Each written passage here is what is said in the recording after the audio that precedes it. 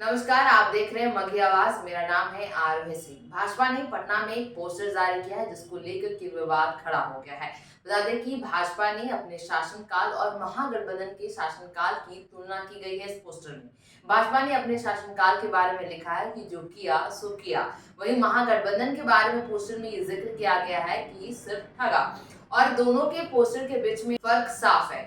तो अब बता दें कि भाजपा ने अपने इस पोस्टर में जो जिक्र किया गया है वो गेरुआ रंग से लिखा गया है और वहीं महागठबंधन के बारे में जो जिक्र किया गया है वो काले रंग से लिखा गया है। तो आपको हम बताते हैं विस्तार से अब कि इस पोस्टर में भाजपा ने अपने बारे में क्या क्या जिक्र किया है और महागठबंधन के बारे में क्या क्या जिक्र किया है। भाजपा ने अपनी उपलब्धियों को गेरुआ रंग से लिखा है, वहीं महागठबंधन की नाकामियों को काले रंग से लिखा है। इस पोस्टर में एक एक करके भाजपा ने अपनी सारी उपलब्धियों को बताया है, तो वहीं महागठबंधन की नाकामियों को बिंदुवार तरीके से लिखा गया है।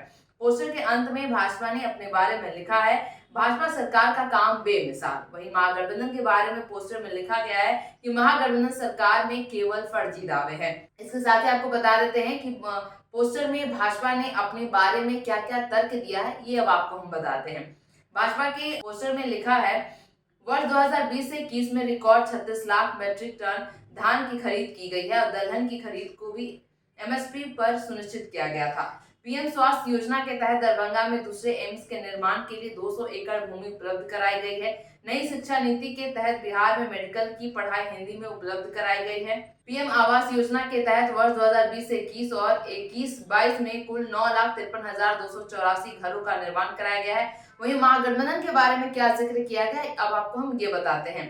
किसानों के कृषि ऋण को माफ करने का वादा किया था, लेकिन अब तक इस विषय पर कोई बात नहीं हुई। बिजली निजीकरण को समाप्त करने तथा 100 यूनिट मुफ्त बिजली देने की घोषणा की थी, लेकिन अब तक वादा पूरा नहीं हुआ।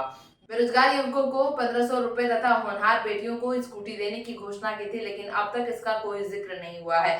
टोला सेवक को और मिड डे मील कर्मियों को स्थायी सरकारी नौकरी में तब्दील करने की घोषणा की गई थी, लेकिन अब इस विषय पर बात करना भी छोड़ दिया गया है। आपको बता दें कि जदयू के जो प्रवक्ता हैं अभिषेक झा ने इसको लेकर पलटवार किया। उन्होंने कहा कि जिस तरीके से भाजपा जो वादा की थी कि बिहार को विशेष राज्य का दर्जा मिलना चाहिए, इसके बारे में अगर उस पोस्टर में अगर जारी किया गया होता तो ज्यादा बेहतर होता। इस तरीके के बयान से उन्होंने पलटवार किया अभिषेक झा ने भाजपा पर। आप देख रहे थे मघी आवाज। हमारे चैनल को सब्सक्राइब करें और फेसबुक पेज को फॉलो करना ना भूलें। बहुत बहुत धन्यवाद।